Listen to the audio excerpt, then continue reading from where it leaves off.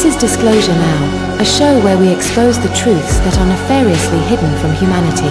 Recently, a bishop called for Donald Trump to have compassion for people who could potentially be harmed by his new policies.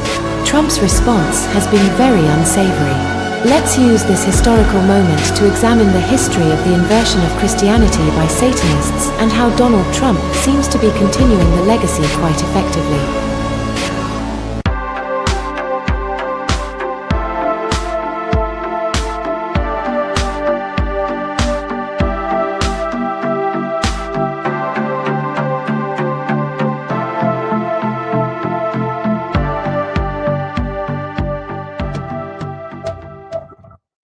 Alright, welcome to another episode of Disclosure Now. Obviously, things are changing over here a little bit. It's not going to be the same anymore.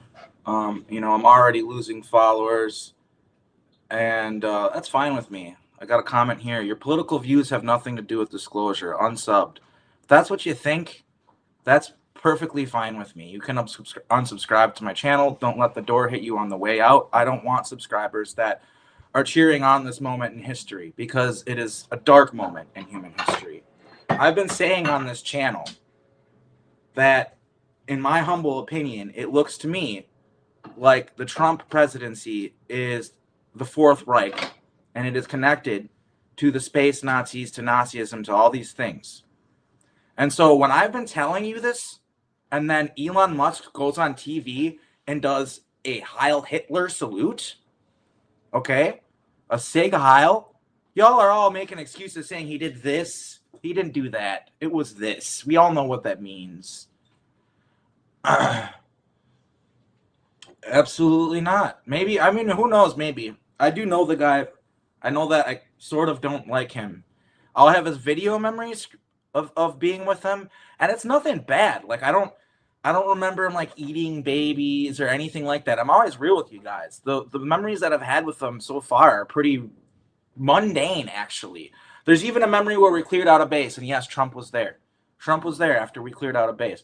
So it's not like, you have to understand there's infighting going on, and I'm simply asking you to ask questions and to not blindly follow the president because I believe it's all a show. I've been saying that it's all a show. I've been saying they do problem, reaction, solution. For instance, with the situation with immigrants coming in and cities being kind of flooded with immigrants and stuff like that.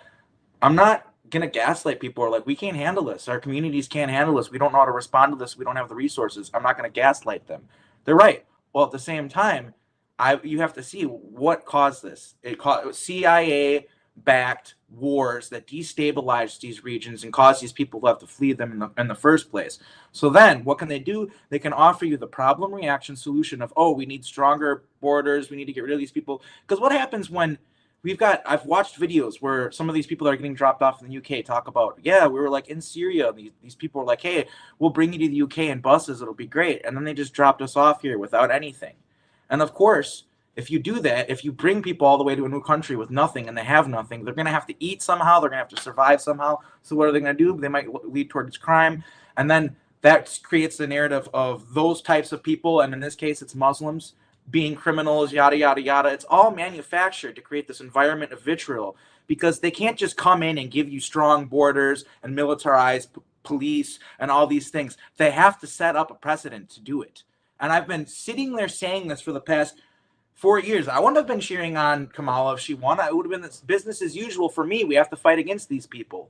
But for some reason, since it's the opposite, everybody thinks it's game over, and we all are just want to. But look, I'm just saying my side, my opinion here, and it's more than just an opinion. There's the context is I've seen fascism rise on planets like Centurion 5 and fall. Because I've seen it become more free and more them stopping, limiting the movement. I've seen that. I've seen it here on Earth. There's timelines where we had fascism, global fascism by the 80s. Like, seriously, like that was already happening. In this timeline, that didn't happen. So, just like I'm tired. Like, I'm not just somebody, like, take me with a grain of salt. I'm just a guy. I'm not the political end-all, be-all person, political analyst, but I have seen some things and experienced things that make my opinion, I think, hold at least a little bit of weight as far as I have a perspective that's very unique from seeing what I'm seeing. Does that make me right about everything? No, but does that make me have a unique perspective that potentially could be extremely valuable in the situation where a lot of people are just parroting each other and saying the same things? I think so. So without further ado, we're just going to present, like, what did this, right? Because, you know, you need to actually look at it. Like, what did this this bishop say to Trump, right? Like, because, you know, we got to look at it. What if it was unreasonable? What if it was, you know, her just, like, using the opportunity to make him look bad or whatever? So what we're going to do, just to, you know, evaluate the situation, is we're going to watch this video. All right? Culture of contempt that has become normalized in this country threatens to destroy us. We are all bombarded daily with messages from what sociologists now call the outrage industrial complex. Some of that driven by external forces whose interests are furthered by a polarized America. Contempt fuels political campaigns and social media, and many profit from that. But it's a worrisome, it's a dangerous way to lead a country. Trump currently looking at her like, wow, I can't believe she's saying this shit. All right. And in his mind right now, he's thinking, I'm going to get this bitch. She thinks she can just say this stuff to me. Watch out. Watch what's going to happen within the next few months and years. You're not going to be able to just say this stuff to me. That's the look that he's giving, if you ask me. Which, by the way, this is totally this guy over here to his right. That is a spawn of Aquino, if I've ever seen one. That is somebody who is a spawn of Michael Aquino, the vice president. Like, that man is related to Michael Aquino. I swear to God. Like, he has too many of the same, and that just is also a huge red flag to me as far as this incoming administration. And I'm not the one who noticed that. Somebody else pointed it out. I think it was Drago Reed who noticed that. Don't quote me on that, but I think it was him. I'm a person of faith, surrounded by... I'll address this comment. He's definitely a narcissist, and he can't save the planet. Only humanity can do that. And that's the problem with this. We have a hero worship complex where we think that some huge leader has to come in and do everything for us. All a leader can do is facilitate an environment for us to be the change we want to see in the world. No leader can do all of these changes. It's a bottom-up revolution that needs to occur, not a top-down revolution. And true revolutions have always been that way. If a revolution is coming from the top down, it's not a real revolution. Okay? That's just facts. Like, it's got to be coming from a grassroots, ground level that's not government sponsored in order for it to be truly effective, in my opinion. From what I've seen in other timelines and on other, I mean, you're allowed to have that opinion. I invite you to watch the rest of this video and just, you know, see where I'm coming from. Because, you know, that's where I'm at right now. Like, people are allowed to disagree with me. I'm not here to tell everybody what to think. I'm here to tell people what I know and what I see and let people make their own decisions. And if that's the decision you come to, God bless you. That's your right to come to that conclusion. I'm not going to, you know, not going to sit here. Look, how many Trump supporters are my friend? Like, you guys know, like, I have tons of people in this community are Trump supporters. Like, you're not going to trigger me by being like, I support Trump. It doesn't trigger me. Like, you know what I mean? Yeah, and well, there you go. So I appreciate that. Like, and who wants to live in an echo chamber? Everybody's saying the same stuff right now. Maybe I'm wrong, but allow yourself the opportunity to hear a different opinion. I mean, I think I'm right, but everybody thinks they're right, of course. So anyway, let's continue with this video. What is this lady saying? First of all, for me, I think that this is all true. I mean, this is the mind control, the red, blue programming. You know, it makes us go after each other. You know, we all know that the people need to be united, and right now we have an environment where we're very disunited, and I think that this is manufactured. I think that it's binary programming, 001, 001, red, blue. It's like the same thing. And what this binary programming does is it oversimplifies people's worldview, their scope of looking at the world, to where every issue is either Democrat or Republican, left or right, when the world is way too complicated to ever look at things that way. Like, you know, like, for instance, like, if you're pro-abortion or anti-abortion, That decides who you vote for a lot of people. But you got to admit, like, the world's more complicated than just one issue.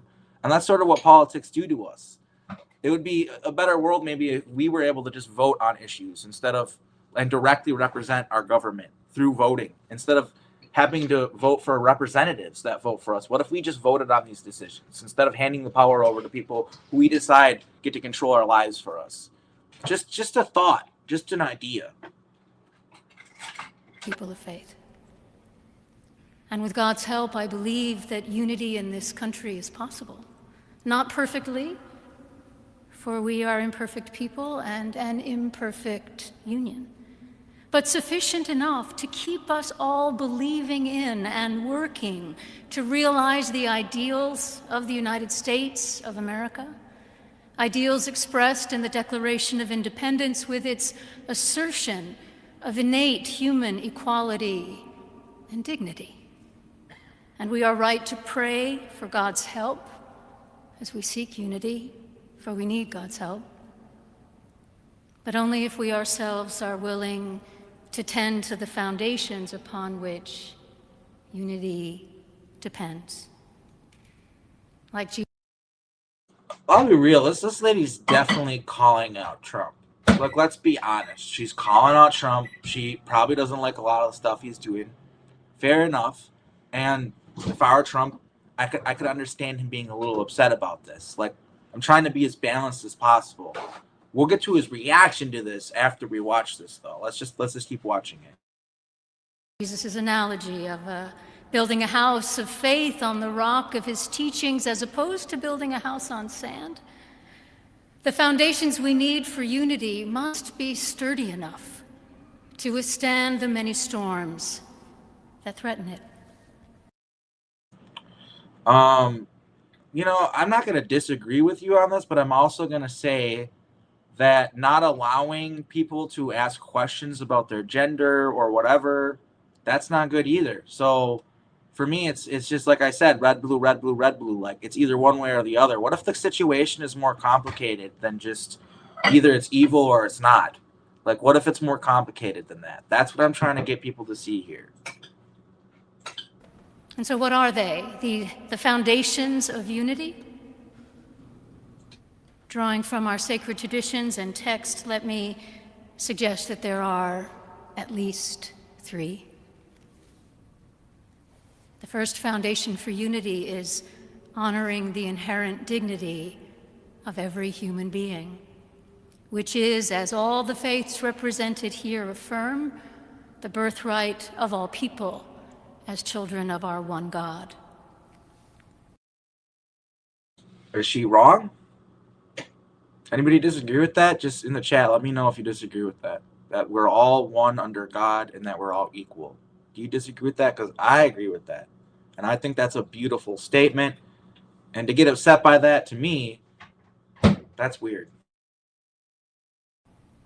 In public discourse, honoring each other's dignity means refusing to mock or discount or demonize those. Yo, she is literally calling him out so hard. I mean, he does mock people, which she's saying it's not Christ-like, I guess.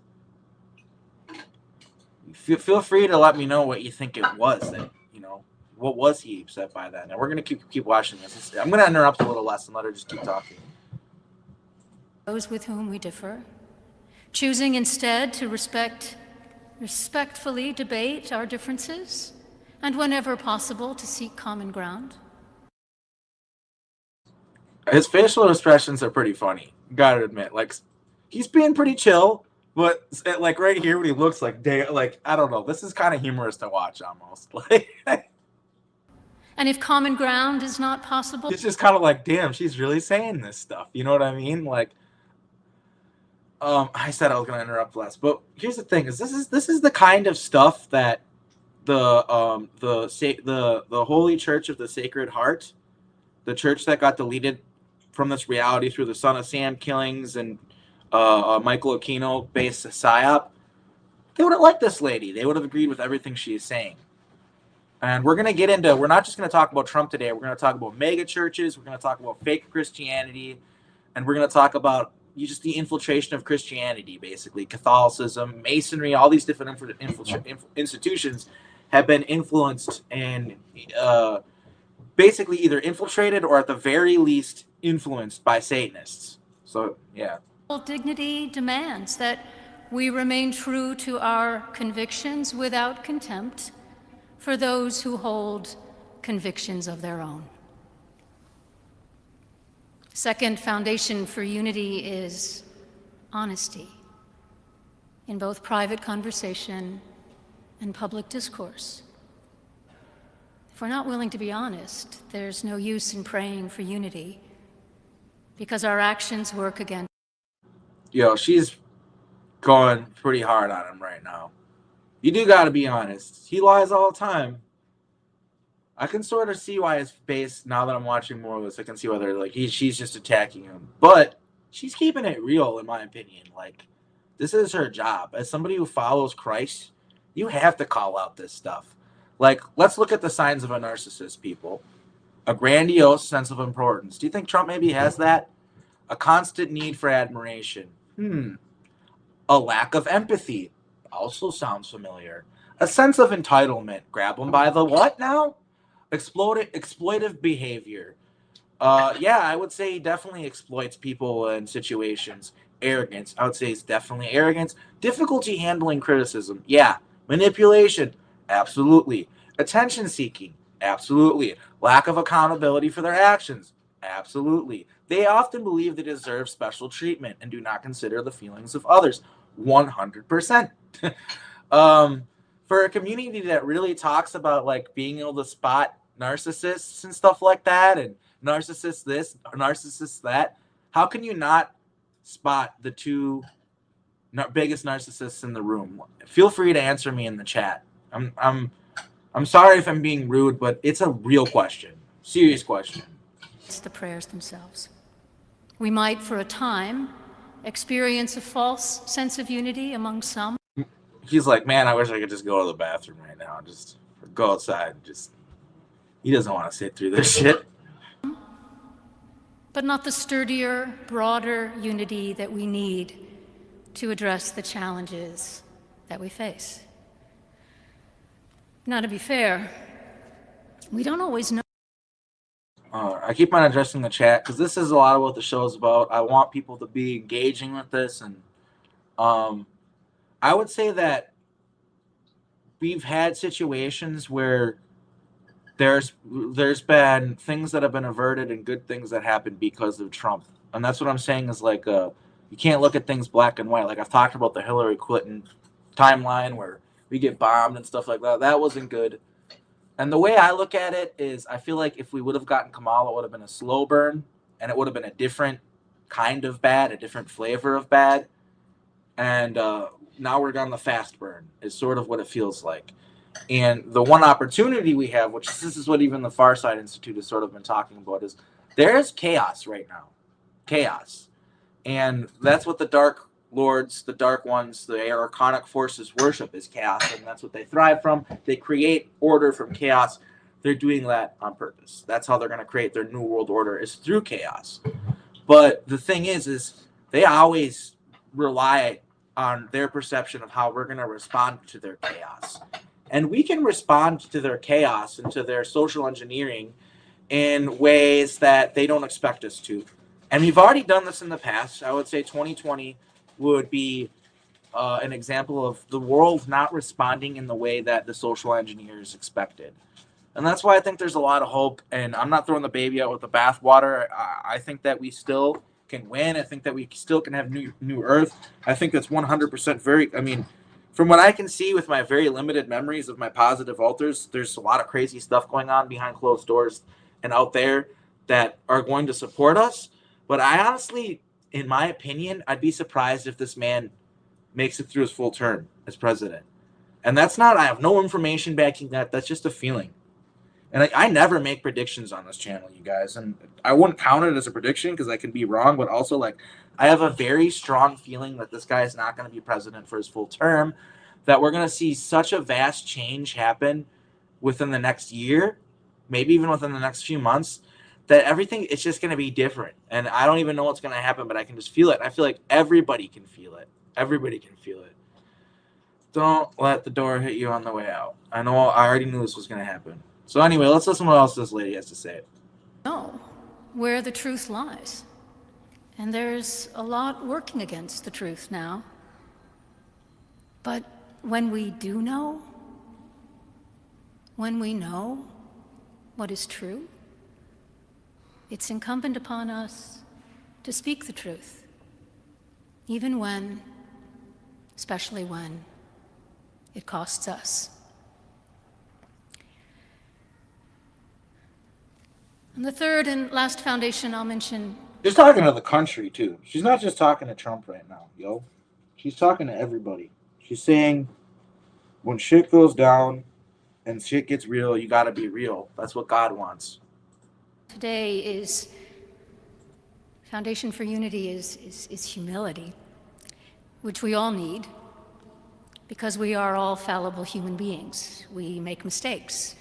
We say and do things that we later regret. We have our blind spots and our biases, and perhaps we are most dangerous to ourselves and others when we are persuaded without a doubt that we are absolutely right and someone else is absolutely wrong. I'm living by that. For the past 4 years, I've hung out with Trump supporters, hung out with people that, you know, they're telling me how things are going to go, and I have the faith, and he's going to clear out the bases and all this stuff, and I hope you're all right, but I can't support a guy who aligns himself with a guy who throws up sig heils. That was the end for me. That was the end. And then watching everybody say that wasn't a sig heil when it clearly was. It's clearly what he was talking about. He was talking about, like, securing our nation's future, all that stuff. If you can't spot that, I don't know what to tell you. I love you guys. You know, I'm not trying to talk down, but, like, these people are very intentional. Like, y'all talk about how in a movie, them putting like a certain thing on a table or wearing everything they wear, everything's meticulous. You know, they do it on purpose. People in this community talk about it. It's a well-known phenomenon. You think they're not doing that on the world stage? Every move is meticulously planned. He knows exactly what he's doing. To act like he doesn't is just ignorant, in my opinion. Because then we are just a few steps from labeling ourselves as the good people versus the bad people. And the truth is that we're all people. Yeah, and this is something that I've learned about like this all. Like, I don't think Trump supporters are evil people. I think that they're being misled. And I don't think that like a lot of people who support Kamala Harris and stuff like that, they're not evil either. And what we have is people just looking at the other side as if they're the enemy instead of figuring out the common ground and fighting against the true enemy, which is like, you know, the ruling class, the system that we're under. Yeah, so. We're both capable of good and bad.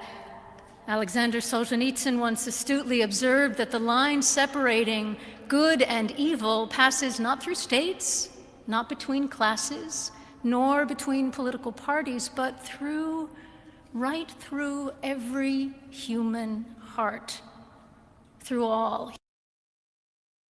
Let's suggest more stuff. Sorry I keep on interrupting this woman, but I've said what I think about Vance.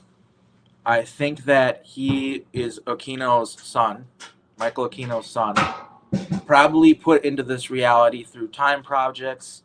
Very likely his parents are artificial parents and he was born, they're surrogates basically, and they probably don't even know that. And he probably doesn't even know that. Maybe he does. I doubt it though. He probably doesn't even know it.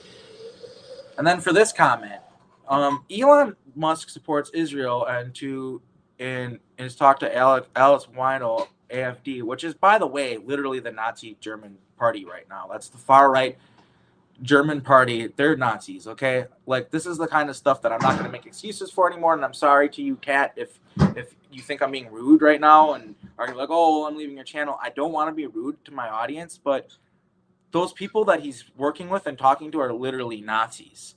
And then he's doing the Sig Heil, like, for a community that's supposed to have good pattern recognition, and that's like what we brag about, and like, we're not conspiracy theorists, we just have pattern recognition.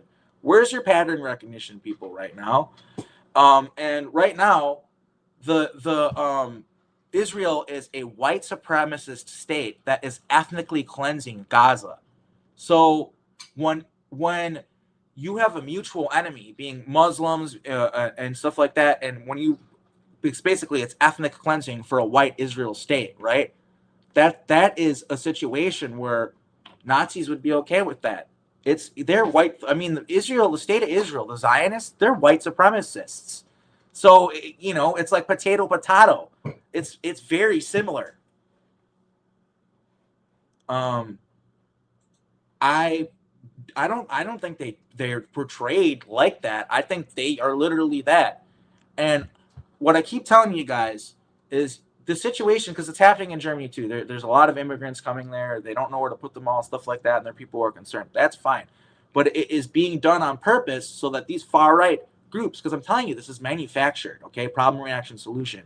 It's being done so that these far-right groups can be emboldened, and they actually have psychological ammunition to fire with. That's why they're doing that. And I'm going to keep saying it over and over again until people really listen and understand it. Human hearts. And the more we realize this, the more room we have within ourselves for humility and openness to one another across our differences, because in fact we are more like one another than we realize. And we need each other. Unity is relatively easy to pray for on occasions of great solemnity. It's a lot. I'm sorry I keep on interrupting this.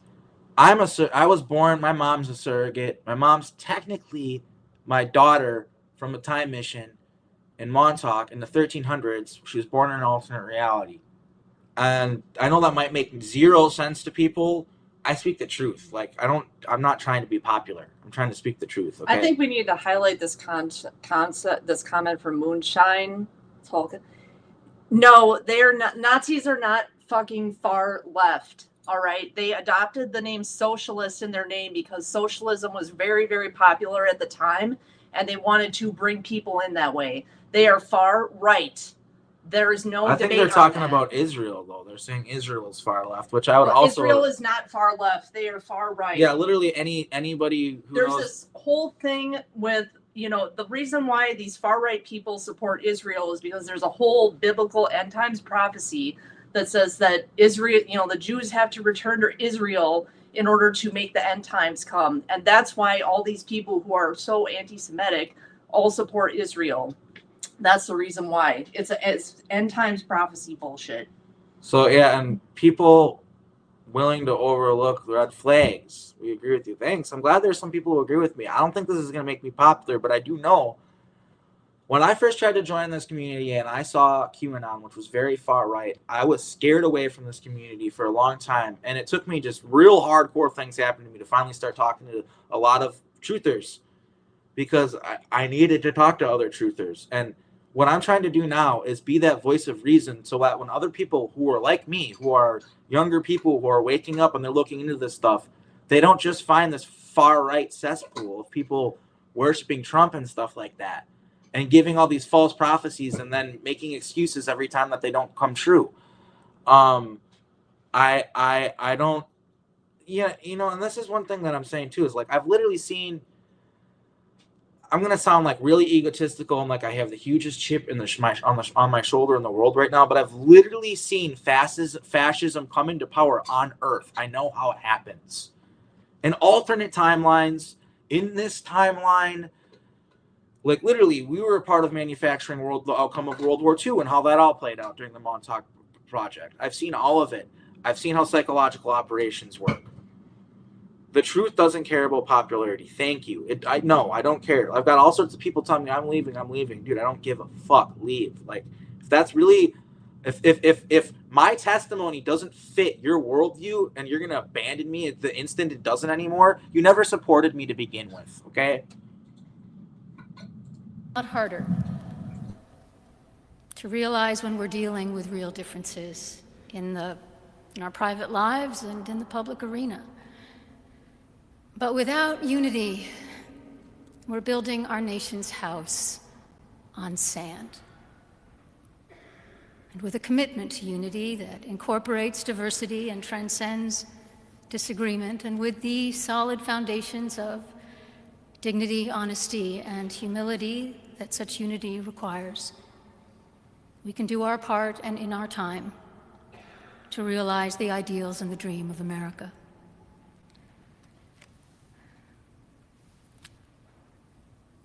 Let me make one final plea, Mr. President. Millions have put their trust in you. And as you told the nation yesterday, you have felt the providential hand of a loving God. In the name of our God, I ask you to have mercy upon the people in our country who are scared now. There are gay, lesbian, and transgender children in Democratic, Republican, and independent families. This is where a lot of people will come in the chat and be like, we're changing transgender children, blah, blah, blah, blah. Look, there's somebody in this community who came on my show, Amaria Sweet, who has a transgender child who is in the programs, who they intentionally put in the wrong body. I've been talking about it over and over again.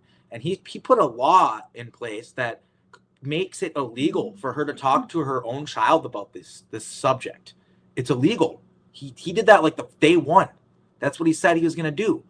And no matter how you feel about surgeries, bathrooms, sports, whatever, those are all arguments that we can have another time. You need to allow people to do what they want and think what they want and feel what they want.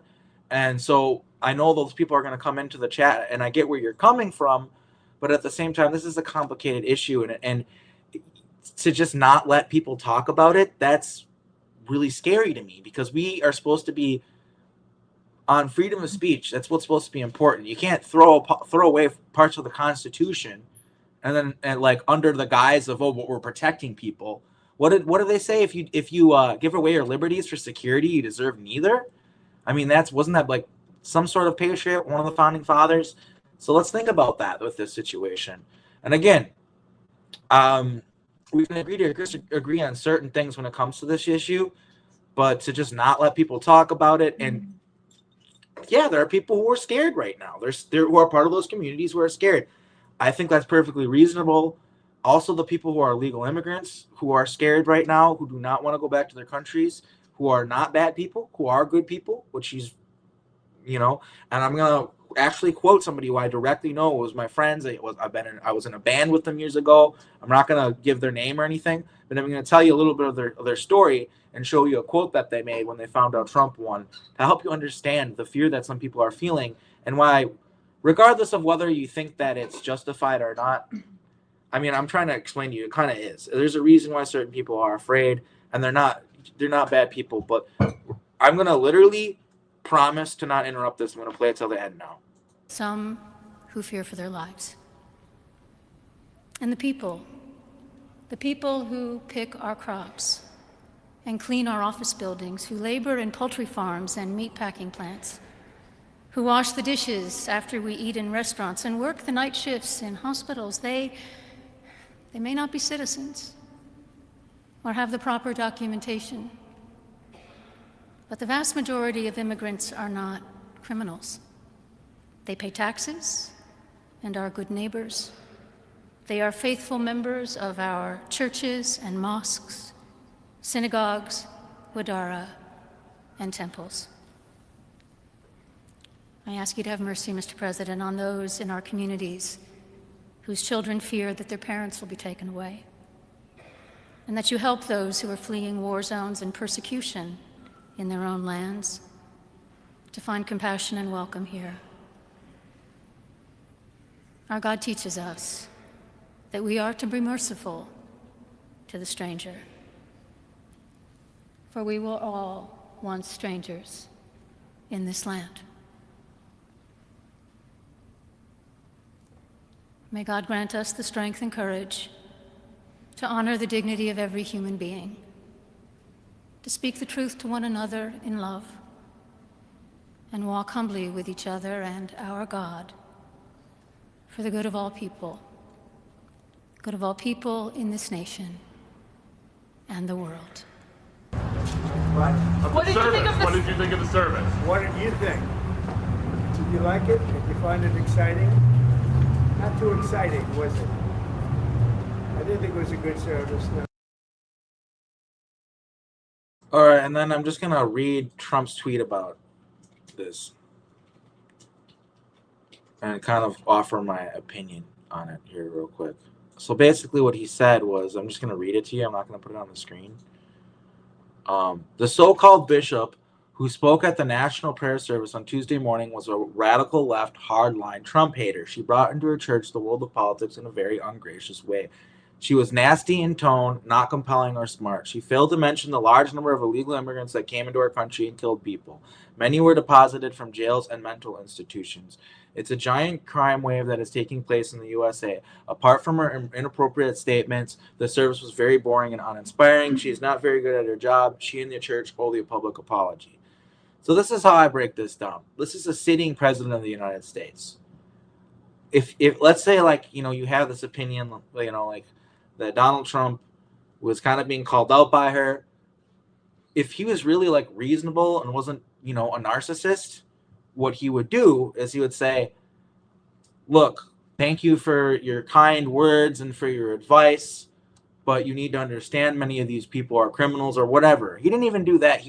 There's no nuance about it. It's like, she wasn't disrespectful. She was just keeping it real. He's being disrespectful. That's just my opinion looking at this. And now what I want to do for you guys as well is I'm just going to read a quote by a friend of mine. So the backstory on this friend. I'm not really close to him anymore. You know, this is more like a decade ago that I was close to him, but they used to be in a band with me briefly, and their parents are from Mexico, and I think might technically be legal immigrants. I'm not sure if they're like staying here. They're not citizens yet, though. So they might legally be staying here, but they're not citizens. And basically, he wasn't born here, but he's lived here his whole life. And underneath this administration, he's afraid of basically being deported back to Mexico, even though his whole life is here, which is totally reasonable. And I just want to read what he said was, they'll start with the ones here illegally. They'll continue with the ones here legally. They'll run out of space. Concentration camps will take their place. He says he's building detention centers. That's a really nice, fancy, soft way of saying concentration camp, really. Yeah, the private prison industry is loving this. Yeah, which is not good for freedom. What's that you say? They won't commit such a score? They've done it before. I'm here legally. I have nothing to hide. But it's not a matter of if, it's a matter of when they will want me to say goodbye. 8-year-old me hid, cried, yelled, screamed, bled, shivered, twitched, died, so the adult me wouldn't have to run again. So when that time comes, I'm not going to run. What will happen to me in those camps would be worse than death. Qui digan que esto dormido. I hope I said that. I don't know what that means, but I'm just quoting him. And, whether he's exaggerating or whatever, which I don't really think he's exaggerating that much. I mean, yeah, there are people who are afraid. There are people who love this country, who maybe weren't born here. My buddy, who I'm not going to give you his name because I don't want to call him out on this channel or make him. He doesn't even know I do this channel, probably.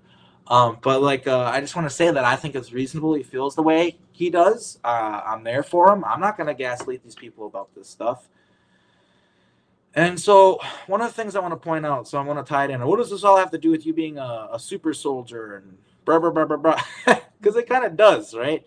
This is how I'm going to tie it all in. Is I was part of a psychological operation through the Montauk Project, where we basically, through the Son of Sam and some other stuff too. It wasn't just Son of Sam. The Son of Sam was a psychological. Sorry, I'm reading some of these comments. Okay, yeah, we'll adjust the comments and we'll get back in the conversation. I'm not a Biden supporter. I don't think those Biden. One thing as I can say is I can see him pardoning his son. Now that's wrong, but it was his son. So what's he supposed to do? That's what a father would do. But no, I don't think that that's good. I don't think the pardon of a lot of the pardons that he did. He did what was it, Leonard Peltier. That'd be one thing I agree with. There's actually some people that he pardoned that I agree with. Yeah, I don't defend Biden. I don't defend Kamala. Kamala was literally a cop. So I'm sitting here talking about how I don't like the militarization of police. I don't like stripping away of liberty and rights, stuff like that. That's what I'm talking about right now. Kamala was in the same boat. She's literally, top cop. That's the reason why a lot of people on the left didn't want to vote for her and why she lost to begin with, you guys, is because she's literally she's a cop, basically. So not defending these people, and I want to make that perfectly clear. I don't think that we would be really much better off if Kamala would have won. I just think that's a fast burn now as compared to a slow burn.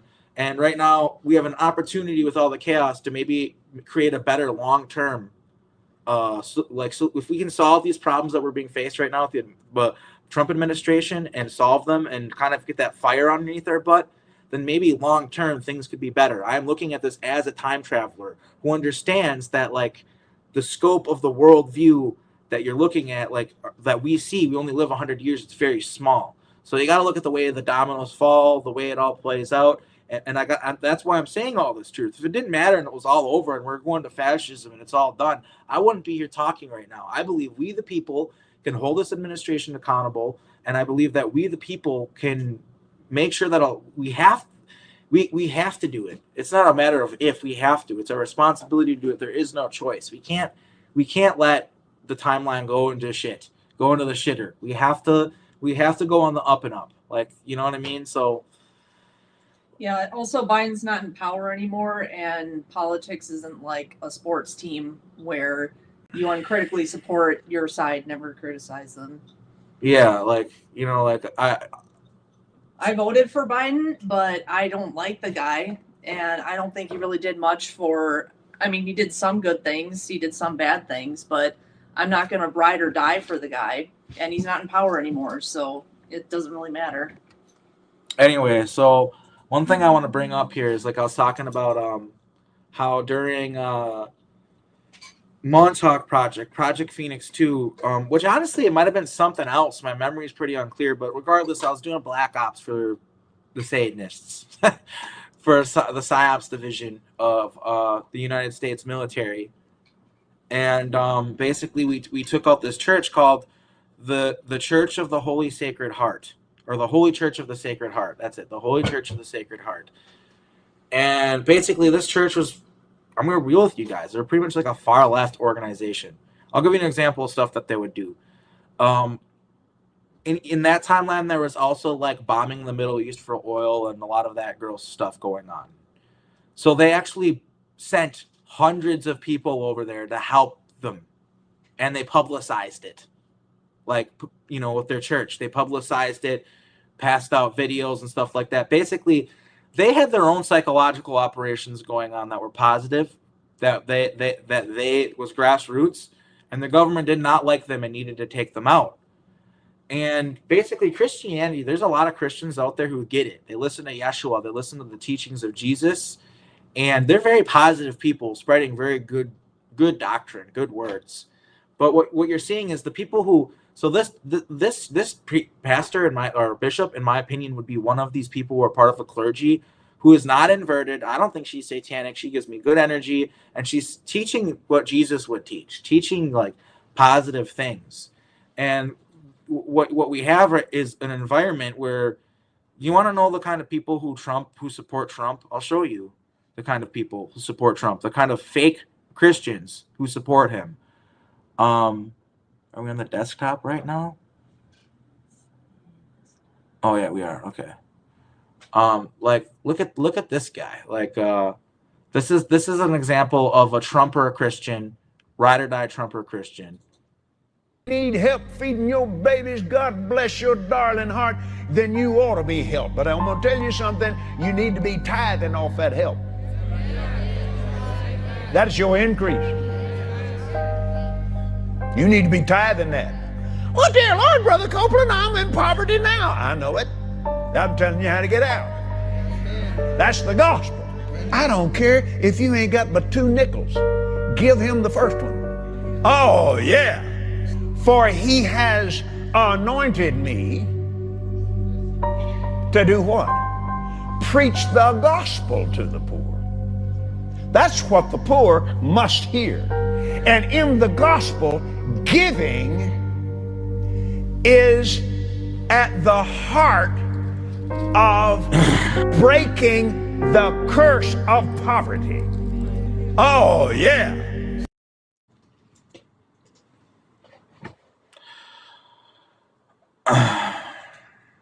So yeah, that guy's a literal walking demon. I mean, obviously, and this is fake Christianity. These are the charlatans that they're propped up by these time corps, by the Satanists. They are literally, this man that you're seeing, Stuart Copeland, I think is his name. Kenneth Copeland. He is a Satanist through and through. I like, you can see it. He is a demon-possessed man. He is satanic, and he's inverting the word of God, and that's what these people do. And that it's really important to to look out for this. And then here's another interesting. You, sir. We'd just like to ask you about why you don't want to fly commercial. Why have you said that you won't fly commercial? You said that it's like getting into a tube with a bunch of demons. So that's what by the way, the Church of the Holy Sacred Heart was famous for using like regular old airplanes and stuff like that, and famous for being very humble, famous for giving away almost all of their money, famous for not keeping any of their money. That's why they were so successful, and they're deleted from this reality to make room for these absolute fucking scumbags. And I just want to address that comment from Moonshine. I am a huge part of this channel. I am his partner, and you guys don't even realize it, but I have provided a ton of research and a ton of information to make this channel great. So don't come on here and fucking insult me. Yeah, like I would agree with that. Robot Grandma, that was her. So much stuff, so many shows that I've done, and so much information I've presented is all because of all the research that Kat does. So to sit here and act like she's like, and she's also part of the programs, like all sorts of stuff. She's with me through this stuff. She watches me all throughout. She sees authors come through that tell her the most wild shit. The things that she's experienced with me, you guys have no fucking clue. So to act like she has no room to talk on this channel, or like that I need to stop listening to her, that's ridiculous. She's my partner. I'm not gonna, like, who do you think's more important to me? Some random Johan on the internet, or the woman of my dreams? I'm pretty sure she is. Why do you think that? No, listen to me just a second. Not the people. The main reason. So demonic. Look at him. He's is a fucking because demon. of the need. If I flew commercial, I'd have to stop 65% of what I'm doing. That's really the main. Isn't it true that you want to fly commercial so that you can fly in luxury? How much money did you pay for Tyler Perry's Gulfstream jet, for example? Well, for example, that's really none of your business, but... Isn't it the business of your donors? Listen, I paid. You kind of caught me off guard here, okay? Certainly. Well, if you'd like to come out here, I'd like to give you a chance to. You don't even need to catch your breath unsub the channel. and have a conversation. We don't want to catch you off I guard. love Inside Edition. You got to get this now. Hey, you listen to me? My wife thinks Inside Edition is, oh, yeah. Now, thank you, Lord. Help me. Just let me pray this thing. Well, let me just ask you a really simple question. A lot of people think it's unbecoming for a preacher to live a life of luxury and to fly around in private jets. What's your response? It literally is. You can't. It's easier to pass through a needle. What does he say? What is that? It's easier for a rich man to pass through or for a camel to pass through the eye of a needle than for a rich man to enter heaven. And what that means is, during the Bible times, there would be cities that would have walls around them, right? They're not talking about a literal needle that you sew with, but in these cities they had these big walls around them, and then they would have these little tiny doors that were just barely big enough for a person to squeeze through, and that was called the eye of the needle.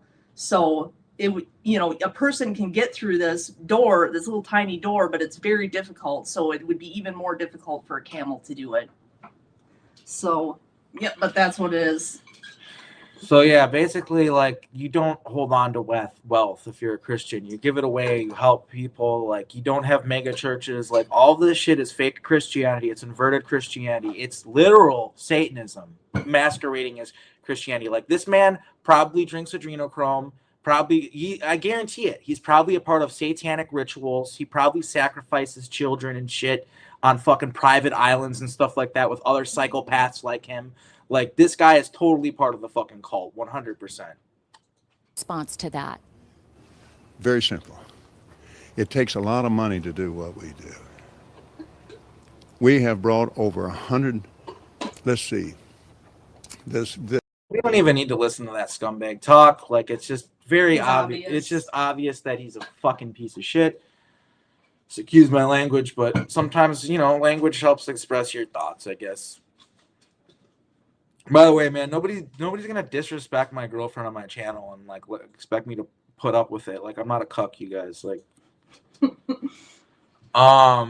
so this is something interesting too. This guy is new to me. I've got his name linked in the description, and so check out his channel.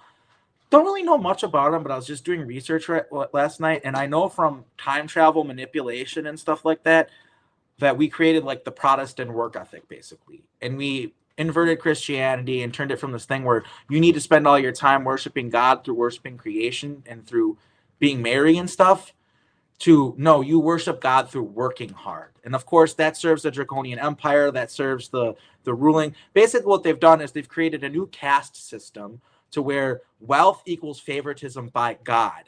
And this creates this mentality where if people are poor, they don't deserve the help because that is God punishing them for being sinners. And that is how the church has been transformed into this thing that's supposed to help the needy, help the poor, into this vehicle for spreading hatred, vitriol, and basically doing the opposite. So, yeah, this guy is really good. He breaks it down really well. And I figured let's just check this out. Let me start by asking you a simple but not insignificant question, which is, what would you say is the most important thing to you in your life? Take a second to just think about it and then answer it just to yourself. Now, if I had to guess, I'd assume that most of you said something like my family or my spouse or significant other, my friends, or if nothing else, maybe something like your dog. Now, whatever it is, if you answered something like that, you'd be on the right track. Those are the right kinds of answers to this question. But even though most of us would have given that kind of answer, the truth is, many of us would have lied if we did. And what's even more interesting about that fact is that we lied to ourselves. Because although we know what the right answer is and even offer it as if it's true in our case, our actions tell a very different story. Because let's say the answer you gave was your children, for example. Okay, so let's test that a little. How much quality, focused time do you spend with your kids?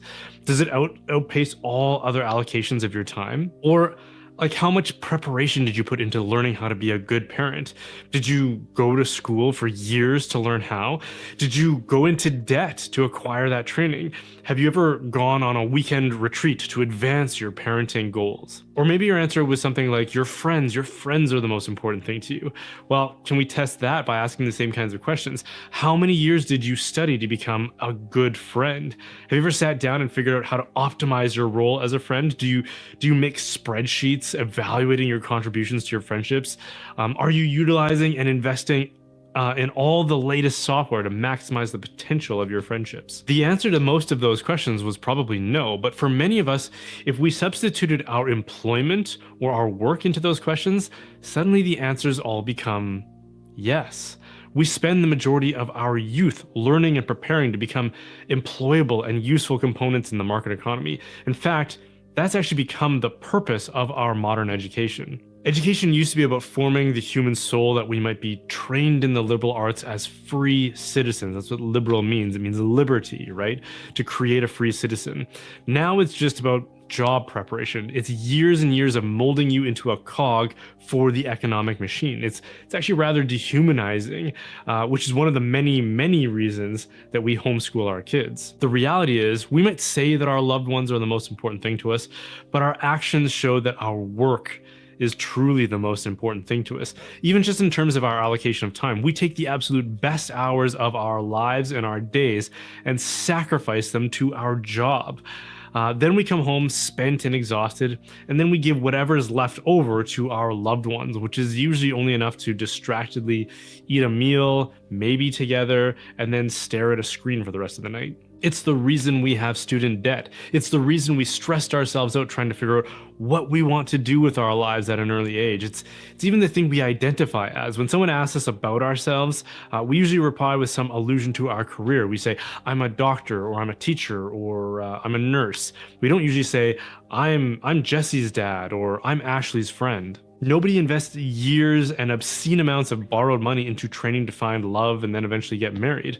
But we do it to find a career. We sacrifice time with family and friends and even our own children so that we can help make our employers more profit than they need. Everything about the allocation of our life's resources suggests that it is in the service of work. We wake up, we go to work, we take a break at the end of the day just so that we can regenerate enough energy to go back to work and repeat again.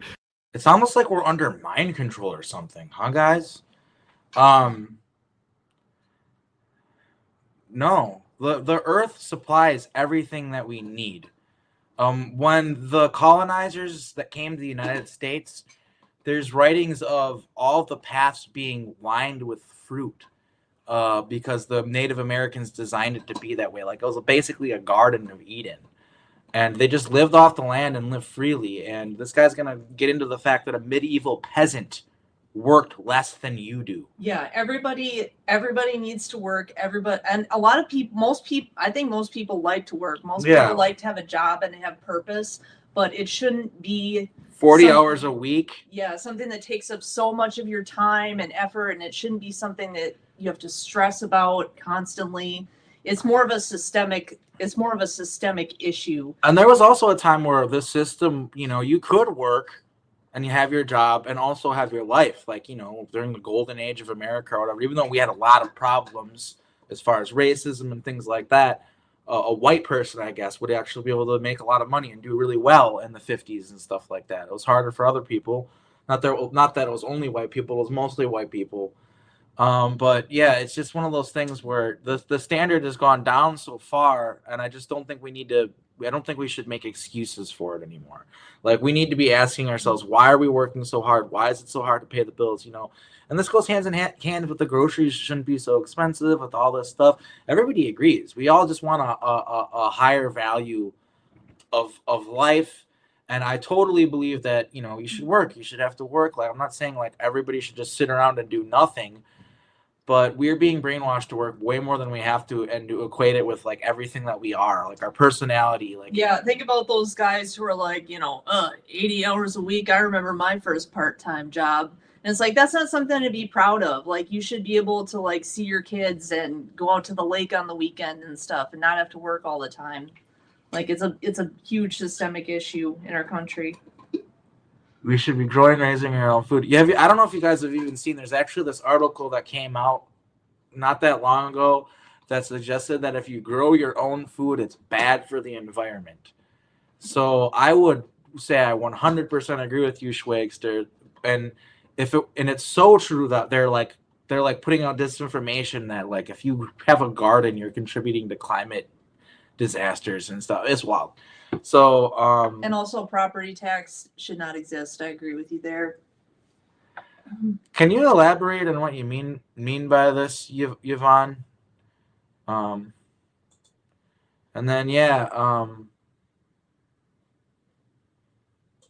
agree with this. I mean, I think that the teachings of Jesus were great. I mean, what he said was pretty cool as far as I can see.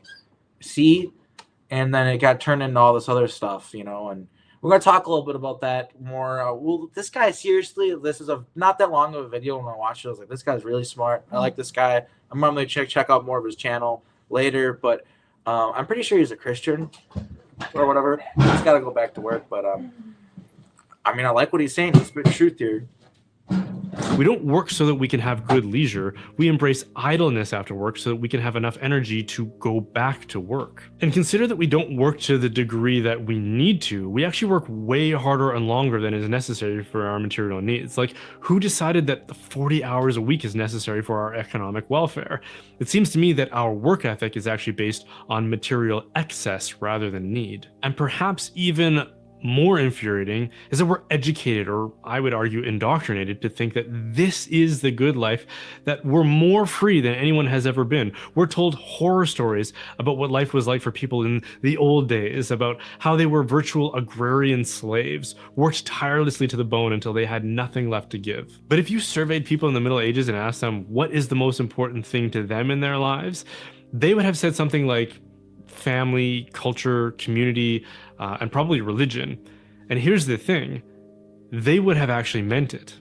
Unlike you and I, their lives actually reflected those answers. Work in the Middle Ages, especially in Catholic Europe, was seen as a duty and a good so far as it served our needs, but it certainly didn't dominate anyone's sense of identity or purpose.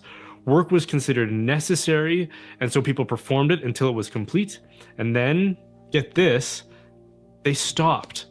They weren't shackled to a desk from 9 to 5. There was no arbitrarily imposed 40 hours a week, and it might surprise you to know that even for agrarian peasants, when the work was done, they stopped. When the harvest came in, they would take months off of work. Some only worked half the year. They literally got way more vacation time than you and I do. The Catholic calendar was filled with liturgical feast days too, which were days of festivity and prayer and time off work, sometimes lasting entire weeks, which were treated like a typical Sunday, which was a day of rest. Today, people can't even be sure that they'll get Sundays off, especially in lower paying service industry jobs. So how did this happen? What exactly changed? That's a complicated question. I'd argue that it was a very complicated historical sequence that displaced the Catholic rhythm of fasting, feasting, working, and resting for something like more inhumane, something that insists that a human being's highest calling is in labor. And I'm not alone in this. According to historian, economist, and sociologist Max Weber, who virtually invented the social sciences, the reason for this change was what he coined the Protestant work ethic. He intuitively traces the rupture of our priorities from the rhythms of Catholic culture, which prioritizes leisure as the goal of our lives rather than work, to the teachings of Luther and Calvin and the effects of the Protestant Revolution. Because in Catholic culture, there was a clear distinction between the sacred and the profane dimensions of life. The sacred was the energy, time, and resources, and even people set aside for prayer and worship. The vocation of religious and clergy were distinguished as sacred. The work that they did was considered a higher calling in the service of God. The profane, by contrast, was the world of the everyday, which also included work. We might translate it today to be like the secular sphere of life, which in the secular age seems like all of life. In that Catholic world, with these distinctions of sacred and profane, work was seen as a kind of necessary evil, or at least like a consequence of evil. Genesis, after all, says that man was cursed by Adam's sin to toil for his food. But Luther wanted to abolish these distinctions, especially between the work of clergy and the work of laity, or even just the distinctions between laity and clergy. So he elevated all forms of work as if they were as significant and sacred as the work of the clergy and the monk. He said, quote, "The maid who sweeps the kitchen is doing the will of God just as much as the monk who prays, because God loves clean floors." He also said, "It is pure invention that popes, bishops, priests, and monks are called the spiritual estate, while lords, artisans, and farmers are called the temporal estate." This is making that distinction between sacred and profane. He says, "This indeed is a piece of deceit and hypocrisy." And it's striking and almost stupefying how sharply this stands in contrast to the lesson that Christ himself gave to Saints Martha and Mary when he visited them. Martha, if you remember the story, labored as a hostess to prepare food and clean up after the meal, while Mary took advantage of every moment she had to spend with Jesus. When Martha complained about Mary's leisurely attitude, Jesus rebuked her and explained it was Mary who chose the better way. The effect of the abolition of this distinction between the sacred and profane meant that work, all forms of work, was elevated to a status it was never meant to have. It became a source of one's identity and dignity and higher calling from God, and as a result, it threatened to consume every aspect of our lives. What used to be set aside for leisure and festivity was now being encroached upon by work. And don't get me wrong, there is dignity in work, but there is a much higher dignity and distinction in leisure, and especially worship and prayer. As philosopher Josef Pieper argues in his book, Leisure as the Basis of Culture, he says leisure is our highest calling and purpose in life. Work has become so all-consuming, he argues, that we don't even know how to receive the gift of leisure. We mistrust it even. Instead, we embrace pastimes that are either mindless as a distraction, or like staring at screens, or we have to embrace pastimes that resemble work in some way. What is needed is a rediscovery of true leisure, not as a form of idleness, but as contemplation, festivity, celebration, and culture. We've become locked into this habit of work, then idleness, then repeat, that we don't have any sense of community or festivity anymore. The average person's social life is sterile and lonely and digitally contrived. And this is at least in part because we have no mental or physical energy for leisure and community and friendship anymore. We've lost the habit of merrymaking. And as we've done so, we've lost our humanity as well as our sense of culture and community. The old liturgical calendar has been replaced with a secular calendar, which even itself is often motivated by work. Christmas and Easter, after all, have been hijacked and largely motivated by profit and consumerism. Even holidays like Labor Day remind us that we are mere laborers and back to labor we shall go. J.R.R. Tolkien saw this evolution of society and depicted it dramatically in The Lord of the Rings. He portrayed the Shire, for example, according to that old Catholic way of life, filled with community and festivity. It was Mordor, and especially the mechanization of Isengard, that served as metaphors for the modern, efficient, industrialized world of work and labor. We have work to do. The old holidays or holy days taught us that we were sons and daughters of God, and that our eternal life with Him won't be characterized by work, but worship, merrymaking, and contemplation of the good, the true, and the beautiful. So I would argue that we need to reclaim that. We need to rediscover that. We need to reclaim our sense of identity, and it probably starts by renewing our appreciation of the dimensions of life. Work is not sacred and shouldn't be allowed to invade the sacred. Work is profane. Work is necessary until it's complete. It's wrong to work in excess to get stuff that we just don't need at the end of the day. What we do need is to continually remind ourselves that we are created for eternal life in leisure. And that reminder is most dramatically portrayed in the sacred sphere of life and on days like Sunday, where we rest and we pray and we spend time together with loved ones. So take Sundays off, go to church, especially if it's a liturgical church that appreciates these God-ordained rhythms of life. Okay, thanks for watching. These videos and this channel are only possible because of viewer support. So if you can spare some help, please consider making a contribution through my website at brianholdsworth.ca, or check out this guy's join my channel, locals guys. community at Definitely brianholdsworth.locals.com, where you can interact with myself and other like-minded individuals. We actually just started a monthly Zoom meetup where we're studying some articles of St. Thomas Aquinas in his Summa. So if that's interesting to you, then come join us there. And of course, don't forget to like and subscribe. So yeah, that was just, he's just kind of hitting the basically, like, I know that there's been a shift in like how we worship God, like how we look at God, how we look at life, how we look at the world, how we look at ourselves, how we relate to each other, as an effort to mind control us into being like more efficient worker bee drones, basically, right?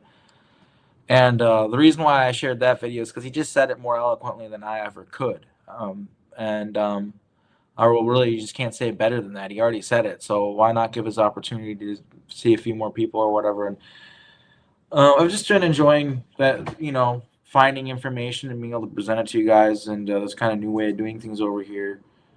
Yeah, what else is what else? I know I had some more videos here. Not really, actually. I think I have like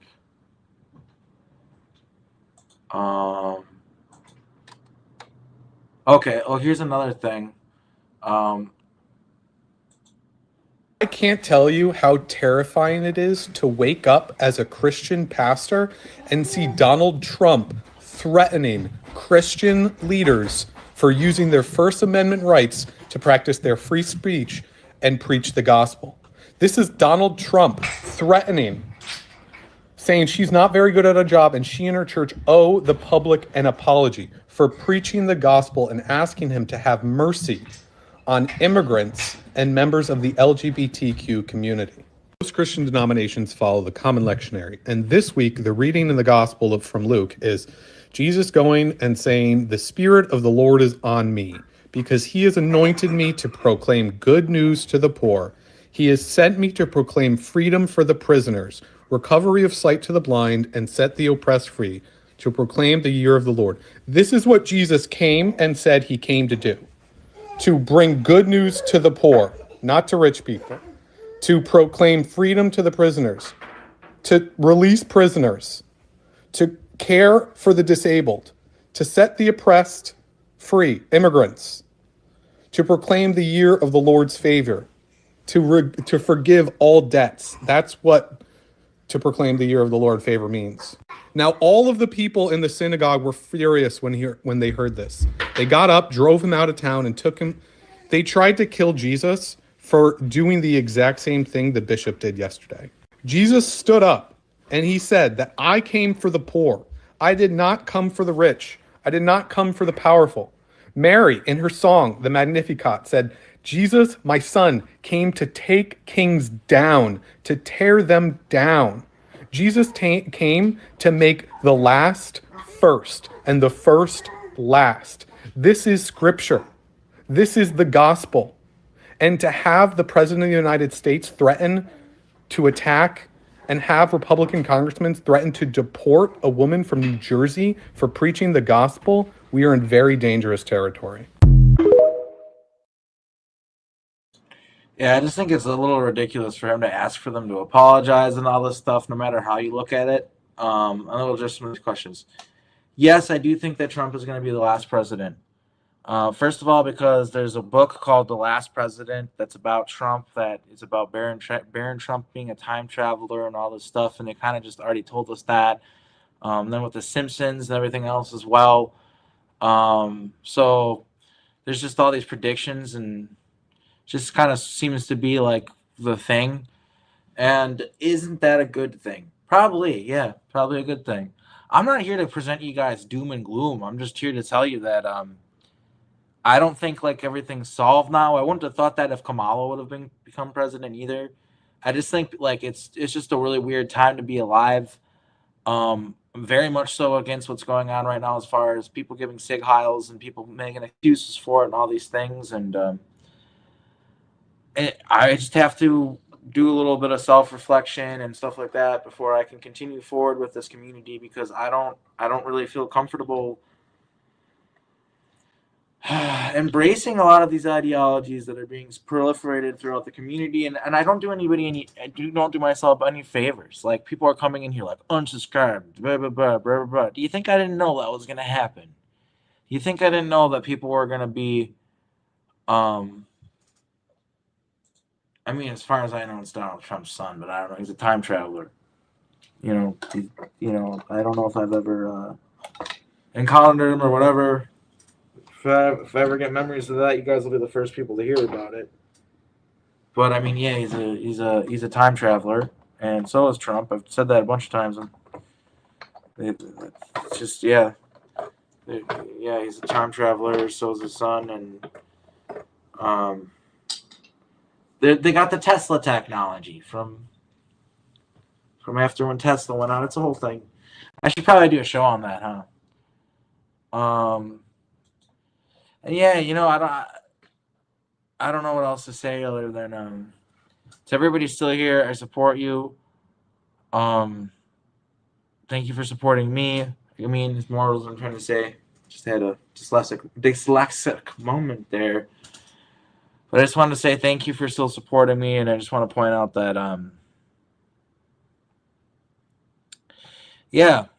remember another reality where, so let's talk about some more stuff, and then we'll wrap things up, just about what the Church of the Sacred Heart did. So when we bombed the Middle East, when the United States government did that, they showed that we, the people, didn't support it, which we didn't. We never did in this reality either, by going over there and helping people. And oh man, did that piss off the American government. That's one thing that they did. There was one guy that was a pastor at one of the churches who looked like Jesus, and there's all these cartoons and caricatures of him where it's like he's the reincarnation of Jesus. And it bothered him, so he did this whole thing where they went to Israel or whatever, and they went to the Middle East and found the real like tomb or like body of Jesus, and like DNA tested it and all this stuff, and it showed what he really looked like, because he wanted to show that he wasn't a white man. And it was it was like watched by like millions of, maybe even billions of people. It was one of the most watched things ever on television when it was broadcast. It was just like so huge. And yeah, it was just a more positive timeline. They actually helped people. They followed in the footsteps of Jesus. They weren't the Kenneth Copelands and the Joel Osteens and stuff like that, who don't help people. I've been telling you guys how I don't like AI, or excuse me, I'm kind of out of it right now. I don't know what's going on. Certain AI is fine. It's not that I don't like AI. I've been telling you that, yeah, this is how I feel about it too, Shannon. My thoughts on the Stargate project are: he's obviously putting billions of dollars in AI. He's doing Doge. Trump worships an omnipresent, Elon worships Roku's Basilisk, which is this hypothetical AI that will exist in the future. I've seen this AI timeline and stuff, and I'm not a fan of it. I don't want to go down that timeline. Yeah, I think it's bad, basically. I think it's bad. I think it's not good. I'm worried about it. And I'm worried about a lot of things going on right now. And I guess the last thing I want to say before I go is I love all of you guys, and there's a lot of people who I have to draw a line in the sand with right now, and it doesn't feel good. It hurts. And if I were really a grifter, and if I were really just making this all up, and if I were really full of shit and just trying to just be on the internet and be famous or whatever for being a time traveler or whatever garbage, I wouldn't be doing this right now. I would be going along with the program and saying Trump is great. So regardless of whether you agree with me or disagree with me, that's something to think about. And, I have integrity, and whether you disagree with me or not, you can disagree with me all day. I'm doing this because I have integrity. And so even if you disagree with me, that is a good thing, that I have this integrity and that I'm saying these things. Not to have my own chip on my shoulder, but you got to stand up for what you believe in. You got to say what you think, even when it's unpopular. The truth isn't always popular, right? We've seen this time and time over. So with that being said, just think about, what would Jesus really do in this situation? Would he be kicking out all the immigrants? Like, I get it. There's probably, there probably is an aspect when people talk about, like, there maybe being dangerous immigrants coming here. No one's saying that's not happening, but it's very much so truth. Like when that bishop said that most of these people are good people. A lot of them are good people. Like, for instance, my friend. I didn't even say the whole story behind him. When he had to flee out Mexico because his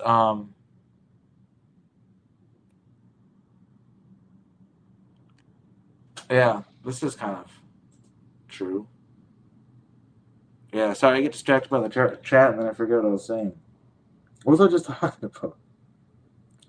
ADD is a hell of a drug, you guys.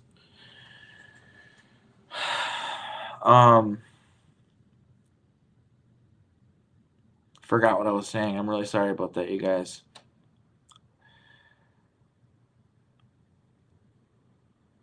Yeah. Talking about my friend. What friend? Oh yeah, thank you. Okay. Basically, yeah, like the drug cartels, drug gangs wanted to use him as like a mule and use him as basically make him a criminal. And so how he escaped being turned into a criminal was by coming to America. So this whole narrative that they're all criminals and they're all scoundrels is really fucked up, because the entire reason why the closest person, like, I don't know that many people who are like illegal immigrants or connected to anything close to that, but it's the one person I know. The whole reason he came here was to avoid becoming a criminal, to be a good person, to not be part of the cartels, to not be part in that environment. That's why his family moved here. So yeah, it is really rude, ridiculous, and pretty dog whistle-y. Do you know what that means? Dog whistles, guys? To suggest that all of these immigrants are criminals and stuff. I'm not about it. I don't like the hatred that's being spread around right now. I don't want to participate in it. I feel very sorry. There's many people I love who I don't know I'm going to move forward anymore. I don't know if I can associate with them. Yeah, this is what Jesus said. When a foreigner resides among you in your land, do not mistreat them. The foreigner residing among you must be treated as your native born. Love them as yourself, for you were foreigners in Egypt. So a good example of this would be being hospitable to these people and treating them just like we would. You don't call them all criminals. And if they are criminals, treat them like any other person. You know, if they get caught with their crimes, send them to jail or whatever. It's the same thing as anybody, well, whether they're native born or an immigrant being a criminal. You treat everybody the same. You treat law-abiding people good, and you know, it's common sense. Obviously, people say, well, they're here legally, they're not law-abiding. What did I just say? My friend, who, you know, I don't talk to him much anymore, but I still care about him deeply. He came here to escape criminality, to be a good person, to not participate in that kind of behavior, to have a peaceful life. And I want to remind you that whether or not they're sending in people from, because, you know, there's been talk of like MK Ultra Latin America ones that through the Bush years and stuff like that, and there's this crazy operation going on. I would have to research more into that, like, to really give you definitive answers on it. But I'm not going to gaslight people and say that's not true. That very well could be true. But you got to keep in mind that tons of innocent people are the Trojan horse for that, and you can't let them get caught on the crossfires. And the solutions to these problems are really complicated. I'm not saying we just keep our borders open, but I'm also not saying we open up more detention centers and concentration camps and give the police and the border patrol stronger power either. I'm not coming at here with solutions, unfortunately, because I might not have them. I'm just showing you the problems, and maybe we can brainstorm on the solutions together. I don't know, but I'm just being honest with you guys about the way that I look at things. Yeah, that's the way I look at it too. I love that she's roasting in a gentle way, but direct as fuck. This woman has more courage than several, and that's the thing is, if Trump could have responded in more of even he could have been like, hey, this lady was literally just roasting me, guys. Come on. He could have even kind of said that and he could have even said I disagree with her and been nicer about that even. He's just so far off the number to me. I don't know. But anyway, I don't want to turn this into a political channel because it's never meant to be that way. Like, so I'm not trying to push like leftist ideology on you guys or anything like that. This channel is about freeing Earth. We're not being lied to anymore about cloning and time travel and all that stuff. And that's not a right issue. That's not a left issue. That's not a Democrat or Republican issue. That's an Earth issue. That's an everybody issue. So I'm gonna try to avoid doing what I just did here today, like where I just literally the whole show is basically me just calling out Trump. I get that's kind of polarizing, but at the same time, at certain moments require certain responses. And when somebody goes on the national stage and does a Sig Heil, you will respond to that accordingly and you condemn it. And that's what I'm doing right now. I don't care how many people around me aren't and are making excuses for it and saying, oh, it's just a stim, this and that, whatever. I'm not going to go along with it. I'm going to do the right thing, whether I'm drowned out by a bunch of people who are wrong or not. I know that I'm right. I know that I'm speaking the truth.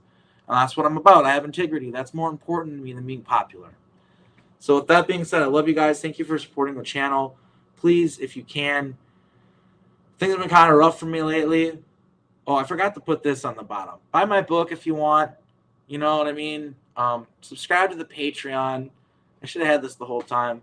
It's only $5. I've got my songs over there. I have some exclusive videos about really weird things that maybe I can't talk about over here, or maybe I'll get copyright strikes for them because I'm talking about the music industry and I'm showing songs. So there's stuff over there. So yeah, I just want to really reiterate, it's only $5 a month, and basically that's kind of the bread and butter for us content creators is, you know, Patreon. It's only $5, and it's just something that you can depend on every month. It's pretty cool. It's a really easy way to show that you support what I'm doing over here. And as always, if you're a brokey like me, if you don't have much money to spread around, just being here is just so appreciated. And I understand. I just want you guys to be here. Don't feel like you need to like financially support me in order for you guys to matter to me. You all matter to me. And also, subscribe to the Patreon for free. That's an option. Some of the content over there is free. It's not all behind a paywall. Some of it's free. It's just Patreon's pretty dependable. It's probably always going to be there. Like, and there's the financial. If people, it's really easy once you're there looking at the content. Go, yeah, what the hell, $5. So, just yeah, check it out. You know, even if you're not sure whether you want to subscribe or not, there's already stuff over there to look at that isn't behind a paywall. So that being said, I want to thank the Patreons that I have. I've got about almost 20 of them. I update it every month. So I will be updating it this February with the new ones. I think there's one or two more that might not be mentioned in this video. I forget. But yeah, so if you're one of these people who does watch this video and go, hey, I'm going to subscribe, you won't see yourself in the end video until February. I update it every month because otherwise it'll just be it's a lot of work to make these videos kind of. So yeah, but just enjoy the video. It's a song I made. It's called Pulse of Life. And I have tons of music like that over on the Patreon. That's where I share it. I don't share it on YouTube. A lot of it. I don't even post it on Spotify. I don't post it on SoundCloud. I literally don't post it anywhere else. And I'm the guy that wrote like NSYNC songs. I'm gonna sound like a complete narcissistic asshole right now, but I wrote NSYNC. I wrote Chevelle. I wrote so many people. Like Elvis. Can't Help Falling in Love with You. Rhythm of the Night. I could go on and on like of music that I've made. And this is an insider look at the Holy Ghostwriter. That's who I am. I'm the Holy Ghostwriter. There's the whole Oral Temple of Nephilim and all that. I've done shows on it. If people want to look into it, it's on the channel. But basically, that's where I post my music. That's the only place. And also disclosure content as well, because it's just me. It's just a me platform. Everything I do, whether it's disclosure, music, I've got little thoughts, little snippets of thoughts that I have and stuff like that over there, like text posts. I'm not really on Facebook anymore. It kind of feels like a cesspool to me, and I don't really want to be there anymore. And I just want to say, yeah. Oh, yeah. Yeah, the church roach part is very interesting to watch about it. It is, because it's funny. It's really, it is funny to watch. But yeah, I just wanted to say, man, to those of you out there who still support what's going on and don't feel like you want to still see my content, I understand some of you will exist. So I'm going to try to avoid just like Trump bashing this whole entire term. But I'm going to call out all the weird stuff going on. I have to. It's my job. It's literally my job. But yeah, that being said, I love you all so much. 21 Pilots, stop. I don't know what you're talking about, but anyway, I didn't write 21 Pilots. No. Can't Help Stop Falling in Love. I wrote that song to a point where like it's very emotional for me, and I get mad at people when they tell me I didn't write that song. Like, you don't have to believe me. Nobody has to believe me, but I did. And the proof is in the pudding. I'm making music still, and I'm releasing music still, and I think it's okay. I don't have access to other talented, like a group of other talented musicians and a recording engineer, nor do I have the access to a computer that hooks up to my brain. So the music isn't as good as a lot of the other music I've made in the programs, because I had everything that I could possibly need at my disposal and more. But I still think I do an okay job using my little laptop and the instruments I have. So I hope you all appreciate it. And yeah, again, I'm not gonna. This is never the issue of ending the programs and admitting that the programs are real is not political. There's probably even going to be moments in the Trump presidency where good things happen regarding that, and I will cover that positively when those things do happen. I'm trying to be as unbiased as possible, but I'm very much so under the impression that the Fourth Reich is here, and I'm not really like going to cheer it on either. That doesn't mean that if the Kamala people would have won, that would have been good either. For the millionth time, can't reiterate that enough. But yeah, I'm just worried that we're entering a kind of a dark period, and I just want to say I love you guys. Stay close to the people you love. Stay close to the people you trust. Unfortunately, I have to be real right now and let people know who I really am. I can't pretend to be something I'm not and just go along with the program everybody's going on. It'd be a lot easier for me to do that, you guys, but I can't do that. A lot of people have done that. Yeah, I know. My life, like people have like their most intense memories and moments. I've painted your lives with my music. Believe me, I know that, and I get zero recognition for it. You know what that feels like? It hurts a lot, actually. But it's okay. I literally post music and like 4 people look at it. That's where I am now. Unless these people are stealing my music from me, people don't hear it. Do you know what that kind of feels like? It doesn't feel very good. It sucks. It really does. We live in a world where unless you have a satanic, unless you sell your soul to the devil, like you can't become part of the world stage of music. It's not that they're all evil. There's a few of them that are probably okay, but most of them are part of they sold their souls. But anyway, we're not slowing down over here. I have no idea what the show's going to look like in the future because I'm kind of taking the helm now. I just want to do this on my own more. I don't want. There's just been narratives kind of being proliferated over here, and I don't want to do it. I can't do it anymore. It just feels so wrong to me. So this is going to be more just like, I don't know. I'm going to communicate with Brian, Nathan, and people, and I still love them, and I still consider them my friends. But as far as like the future and what it looks like as far as us working together and stuff like that, I have no idea what's going on right now. I don't make hasty decisions in times where I'm emotional about stuff, and I'm emotional about stuff right now. I'm emotional about the situation going on right now, and I need to step back, look at it logically more before I can talk more about it. So, yeah, if it does, I hope that they give me like, some money or something. Probably won't matter because everybody will have money. Hopefully that's what happens. I wouldn't even care. Everybody can just live and only work a minimum amount, and we can create. Because I've seen this on other planets and stuff. I've seen that's that's a big reason why they don't want you to know about space.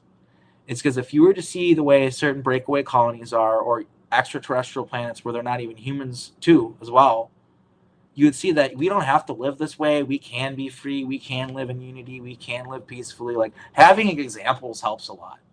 And they don't want examples for us to learn from and emulate. So that's a big reason why they keep us so isolated. So I'm going to end with that. Xenophobia is bad. They want us to be isolated so they can mind control us. And so they've isolated us on a galactic scale.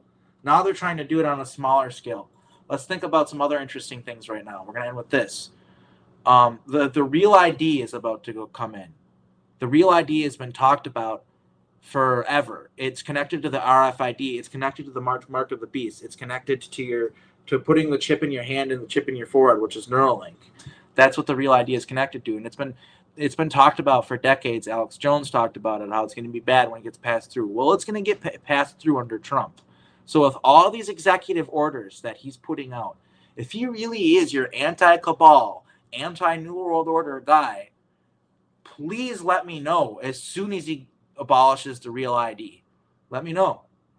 Do you think that's going to happen? Because it's not. Because it serves his agenda of stronger borders, of monitoring people, of policing people more. He's going to give you exactly what you ask for. I'm not saying you guys, but, the Trumper people. So anyway, keep on saying I'm going to end it, and then I don't. I'm going to end it now. Love you guys.